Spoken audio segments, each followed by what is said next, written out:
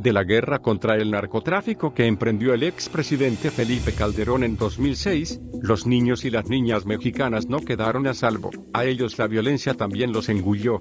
A unos los hizo huérfanos, víctimas de asesinato o desaparición.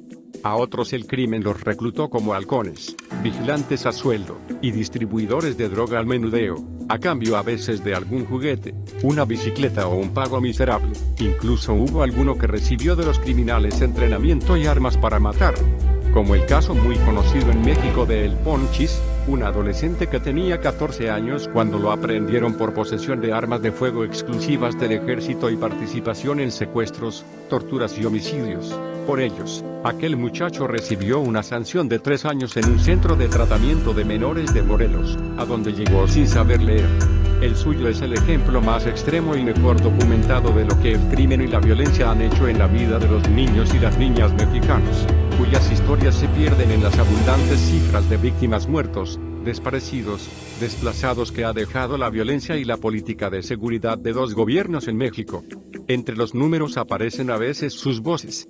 Historias de niños que juegan a ser narcos o sicarios, los que marchan con sus familias en las caravanas de víctimas de desaparición y asesinato, los que sobreviven en la orfandad porque perdieron a un padre o una madre, o aquellos que murieron en medio de un enfrentamiento o por el error de un mal cálculo oficial en un ataque. Víctimas de la impunidad. Es difícil seguir la pista de la violencia en la infancia en México, pero algunas cifras ayudan a entender la profundidad de su huella. De acuerdo con la Red por los Derechos de la Infancia en México, REDIM, de 2006 a 2017 sumaron 11.000 los niños, niñas y adolescentes asesinados y 6.800 los desaparecidos en el contexto de la lucha contra el crimen organizado. A pesar de los números, la mayoría de los casos de violencia y crimen que involucran y tienen como víctimas a menores pasan desapercibidos, afirma Juan Martín Pérez, de la REDIM. A menos de que se trate de casos gravísimos, muy duros, que logran indignar o movilizar a la población, dice. Los ejemplos sobran. Desde 2006 se acumulan las historias de niños y niñas muertos en enfrentamientos o que, junto con sus familias, fueron víctimas de agresión por parte de criminales y aún de policías o fuerzas armadas. Esos menores formaron parte del amplio grupo que el gobierno de Calderón llamó víctimas colaterales. La mayoría de esos casos ha quedado en la impunidad, como lo evidencian las cifras de la REDIM, que cita al Instituto Nacional de Estadística y Geografía, INEGI. De acuerdo con sus números, de cada 100 carpetas de investigación que involucran a algún niño o niña como víctima, solo 3 alcanzan sentencia condenatoria. El escenario es de mucha incertidumbre para niños, niñas y adolescentes en general, dice Juan Martín Pérez. El estigma, su nombre es Edgar N. Jiménez. Pero desde 2010 todos lo conocieron como el Ponchis y de manera despectiva lo llamaron el niño sicario y lo expusieron en todos los medios. Internado durante 3 años en el Centro de Medidas Privativas de la Libertad para Adolescentes, CEMPLA, de Morelos, salió en 2013 a la edad de 17 años, escoltado y con rumbo a Estados Unidos para garantizar su seguridad bajo la custodia de su madre, que había viajado a aquel país hacía 7 años, dejando solo a Edgar en México. Por los días de su salida, una fuente de aquel centro informó que entre 2011 y 2013 al menos 12 jóvenes habían sido asesinados al volver a la calle, de modo que nadie en México podía garantizar que Edgar pudiera sobrevivir. El Ponchis fue el primer caso conocido en México de un niño reclutado por el crimen para matar. Él mismo reconoció haber matado a 5 personas obligado por Julio de Jesús Hernández Urradilla, el Negro, jefe del extinto Cártel del Pacífico Sur y hoy en la cárcel por el asesinato del hijo del poeta Javier Sicilia. La REDIM presentó su caso ante las Naciones Unidas como ejemplo de reclutamiento forzado de la infancia en México y en varias ocasiones denunció la estigmatización en su contra, que es parte de la violencia, dice Juan Martín.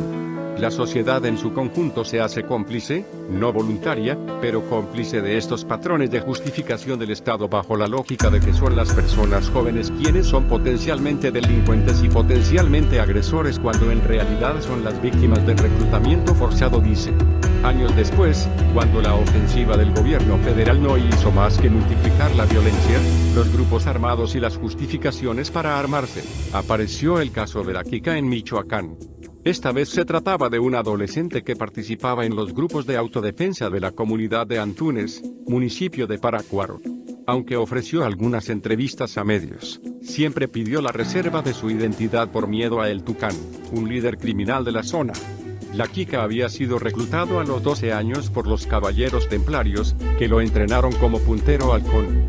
A cambio recibía 1.500 pesos a la semana, maltratos y golpes que lo hicieron cambiar de bando en cuanto pudo para reclutarse él mismo en las autodefensas, los grupos que nacieron para defenderse del crimen, aunque después también fueron perseguidos por las autoridades.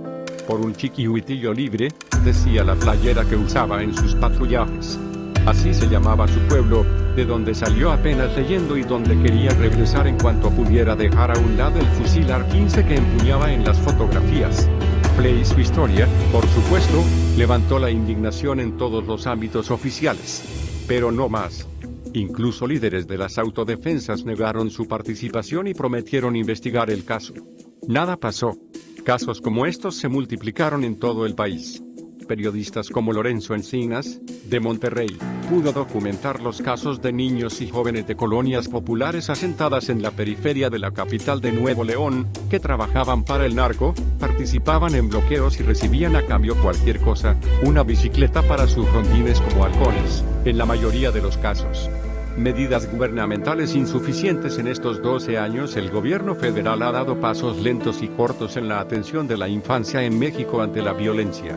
En 2015 creó muy tarde el Sistema Nacional de Protección Integral de Niñas, Niños y Adolescentes, reformó la Ley de Justicia para Adolescentes que todavía no entra en vigor, creó las Procuradurías de Defensa del Menor y ha diseñado con gobiernos estatales políticas de prevención en lo que ha llamado los polígonos con alta incidencia delictiva.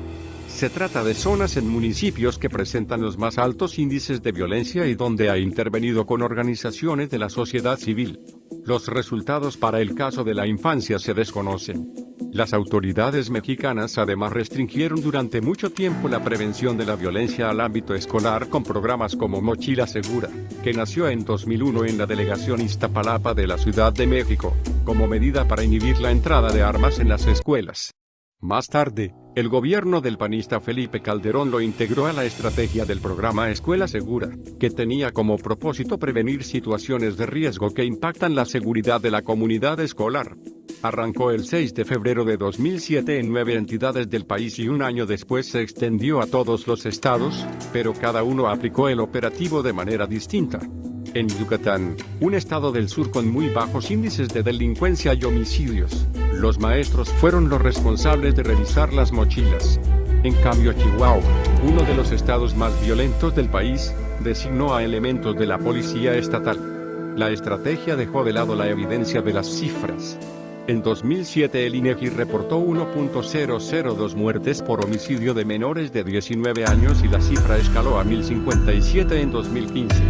La mayoría de esos asesinatos ocurrieron en calles y casas, y poco a poco Mochila Segura quedó en el olvido. Hasta enero de 2017 que el entonces titular de la Secretaría de Educación Pública, Aurelio Nuño, ordenó de nuevo su aplicación en todas las escuelas del país, como consecuencia de un hecho violento ocurrido en Monterrey, capital de Nuevo León.